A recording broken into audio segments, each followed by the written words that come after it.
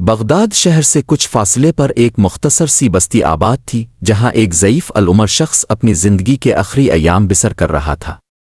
وہ نہایت خاموش، عاجز مگر دانا انسان تھا۔ اس کے 5 بیٹے تھے جن میں سب سے بڑا یوسف تھا جو ایک زمیندار تھا۔ یوسف دن بھر کھیتوں میں مشقت کرتا، زمین کو سنوارتا اور فصلوں کی نگہداشت میں مصروف رہتا تھا، لیکن والد کی خدمت کرتے ہوئے کبھی کبھار وہ دل ہی دل میں تھکن محسوس کرتا اور سوچتا کہ یہ ذمہ داری آخر کب ختم ہوگی۔ شام کے وقت جب یوسف تھکا ماندہ ہو کر کھیتوں سے واپس آتا تو اس کا بوڑھا باپ حکیم خاموشی سے اس کی تھکن کو محسوس کرتا۔ حکیم کے دل میں اپنے بیٹے کے لیے بے حد محبت تھی، مگر وہ کچھ کہے بغیر نظریں جھکا لیتا۔ کچھ عرصہ گزرنے کے بعد حکیم نے یوسف کے رویے میں تبدیلی محسوس کی۔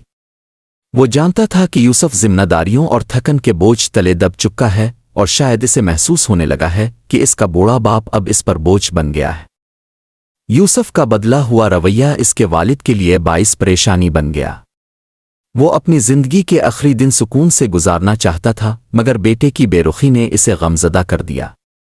کچھ دن بعد حکیم نے یوسف کو پاس بلایا اور نرمی سے کہا، بیٹا مجھے معلوم ہے کہ تم پر بوجھ بڑھ گیا ہے، فکر نہ کرو، میں زیادہ دن تمہارے ساتھ نہیں رہوں گا۔ چند دن بعد میں تمہارے بھائی کے پاس چلا جاؤں گا، تم اپنی زندگی اور کام پر توجہ دو اور میری فکر نہ کرو۔ یہ سن کر یوسف کچھ لمحے خاموش رہا۔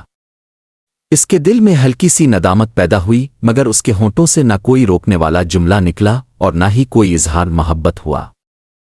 چند دنوں کے بعد حکیم یوسف کے گھر سے روانہ ہو کر اپنے دوسرے بیٹے فاروق کے پاس چلا گیا جو ایک کامیاب تاجر تھا اور اسے دولت کی کوئی کمی نہ تھی۔ حکیم فاروق کے گھر رہنے لگا، لیکن وہاں بھی حالات زیادہ مختلف نہ تھے۔ فاروق اپنے کاروبار میں حد سے زیادہ مصروف رہتا، جبکہ اس کی بیوی سسر کو نظر انداز کرتی اور ان سے بات کرنا بھی ضروری نہ سمجھتی۔ حکیم دن بھر خاموشی سے ایک کونے میں بیٹھا رہتا، دل میں اولاد کی بدلتی ہوئی محبت کا دکھ لیے، مگر کبھی زبان پر شکو نہ لاتا۔ ایک دن فاروق نے اپنی بیوی کے کہنے پر والد سے کہا، بابا آپ کو میرے ساتھ کاروبار میں ہاتھ بٹانا چاہیے تاکہ آپ کی موجودگی سے کچھ فائدہ ہو۔ یہ سن کر حکیم خاموش رہا۔ اس کی جھکی ہوئی کمر، کمزور ہاتھ اور تھکا ہوا جسم صاف بتا رہے تھے کہ وہ اب کسی کام کے قابل نہیں رہا، مگر اس نے برا نہیں مانا کیونکہ وہ جانتا تھا کہ بیٹا اسے محبت سے نہیں بلکہ ذمہ داری کے طور پر دیکھ رہا ہے۔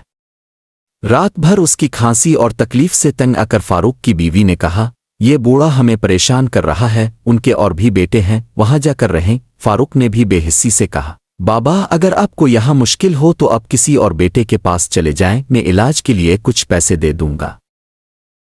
یہ الفاظ حکیم کے دل پر گہرے زخم کی طرح لگے۔ اس کے بعد وہ تیسرے بیٹے عثمان کے پاس چلا گیا جو ایک محنتی کسان تھا۔ عثمان نے عزت تو دی مگر وقت نہ دے سکا۔ دن بھر کھیتوں میں مصروف رہتا اور شام کو اپنے بیوی بچوں میں لگ جاتا۔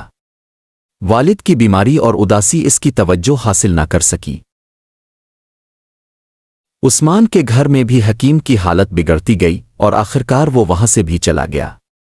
اب وہ چوتھے بیٹے احمد کے پاس گیا جو لالچی اور مکار شخص تھا۔ شروع میں احمد نے خوشی سے استقبال کیا، مگر جب اسے معلوم ہوا کہ باپ کے پاس کوئی دولت نہیں تو اس نے بھی بے رخی اختیار کر لی۔ اس کی بیوی نے تو مزید تکلیف دی اور اسے بوجھ سمجھنے لگی۔ آخرکار احمد نے بھی کہہ دیا، بابا آپ یہاں نہیں رہ سکتے، مجھے وقت نہیں ہے کہ ہر وقت آپ کا خیال رکھوں۔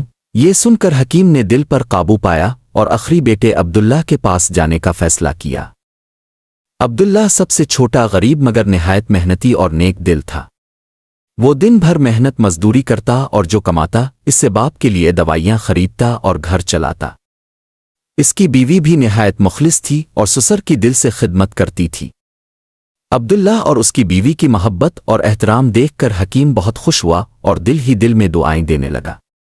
وہ سکون اور عزت کے ساتھ وہاں رہنے لگا۔ کچھ عرصے بعد وہ شدید بیمار ہو گیا۔ عبداللہ اپنے والد کی حالت دیکھ کر روتا اور ان کی خدمت میں کوئی کمی نہ آنے دیتا۔ ایک دن حکیم نے اسے پاس بلایا اور کہا، بیٹا میرے آخری دن قریب ہیں، تم نے میری بہت خدمت کی ہے، اللہ تمہیں خوش رکھے۔ پھر اس نے ایک راز بتایا کہ اس نے بغداد میں جابر نامی شخص کے پاس ایک امانت رکھی ہے جو اس کی وفات کے بعد عبداللہ کو ملے گی۔ اور ہدایت کی کہ وہ اسے اپنی زندگی بہتر بنانے کے لیے استعمال کرے اور بھائیوں کو نہ دے۔ حکیم کے انتقال کے بعد عبداللہ نے بھائیوں کو اطلاع دی۔ سب جنازے میں آئے۔ عبداللہ نے امانت کا ذکر کیا تو بھائیوں نے لالچ میں آ کر کہا کہ اسے سب میں تقسیم کیا جائے۔ عبداللہ بغداد گیا اور امانت لے آیا۔ جب صندوق کھولا تو اس میں قیمتی جائیداد کے کاغذات، زیورات اور بہت سا مال موجود تھا۔ عبداللہ نے ایمانداری سے سب بھائیوں کو حصہ دیا، مگر وقت نے ثابت کیا کہ جو بیٹے والد کی قدر نہ کر سکے وہ کامیاب نہ ہو سکے۔ کچھ دیوالیہ ہو گئے، کچھ مشکلات میں پھنس گئے۔ دوسری طرف عبداللہ نے اپنی محنت، ایمانداری اور والد کی دعاؤں کی بدولت ترقی کی اور کامیاب تاجر بن گیا۔ آخرکار وہ ایک خوشحال زندگی گزارنے لگا، مگر اپنے والد کی کمی ہمیشہ محسوس کرتا رہا۔ اس کہانی سے یہ سبق ملتا ہے کہ والدین کی عزت اور خدمت نہ صرف دنیا میں کامیابی کا ذریعہ بنتی ہے بلکہ آخرت میں بھی اجر کا باعث ہوتی ہے۔ والدین کی دعائیں انسان کا سب سے قیمتی سرمایہ ہیں، اس لیے کبھی انہیں بوجھ نہ سمجھیں بلکہ محبت اور احترام کے ساتھ ان کا خیال رکھیں۔